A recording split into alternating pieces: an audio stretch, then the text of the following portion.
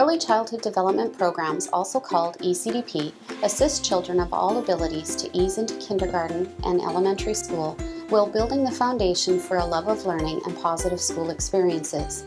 ECDP is a half-day optional program that takes place in the year prior to kindergarten. The children eligible for the 2022-2023 school year are those that were born in 2018.